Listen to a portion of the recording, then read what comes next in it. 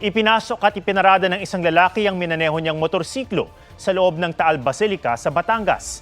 Ang kanyang ginawa na tila paglapastangan daw sa simbahan, kinundina ng mga deboto. Yan ang report ni Bam Alegre.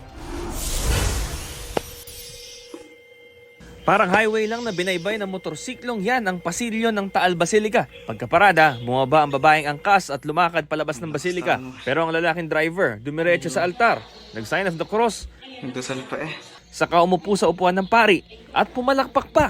Lakas tama nito ah. Itinaas pa niya ang kaliwang paa sa armrest. Ang lalaki dinala raw ng ilang concerned citizen sa pulisya. Base dun sa sabi ng magulang, wala daw bisyo yung bata. Pero nung nandito na yung bata ay nanghihingi siya ng sigarilyo sa mga kapwa preso niya. Ay nang tinanong natin ay sabi niya ay nakagamit siya ng marijuana. Nabili niya online.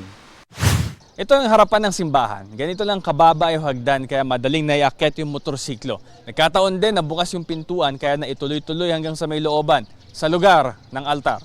Ang pagpasok ng motorsiklo sa simbahan, kinondena ng ilang mananampalataya. Pero ang lalaki, hindi raw nagsisisi.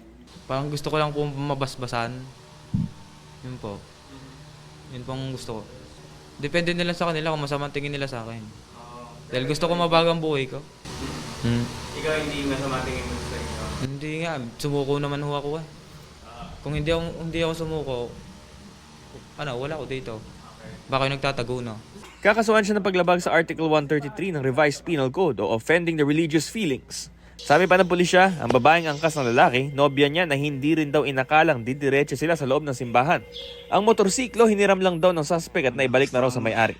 Sinisikap pa naming makuha ang pahayag ng pamunuan ng Taal Basilica kaugnay ng insidente. Bam Alegre, nagbabalita para sa GMA Integrated News. Huwag magpahuli sa mga balitang dapat niyong malaman. Mag-subscribe na sa GMA Integrated News sa YouTube.